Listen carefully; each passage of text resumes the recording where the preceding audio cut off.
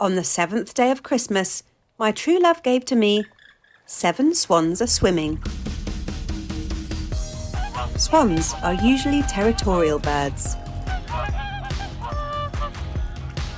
They form long-term relationships with their true loves.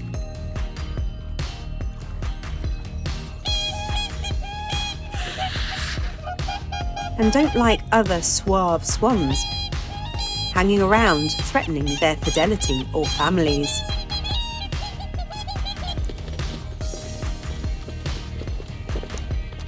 But in winter, when cold drives many populations south, they will join together in larger flocks. So winter is the best time to see 7 swans a-swimming. Like, share, subscribe, and join Wild for the World to share the love of nature.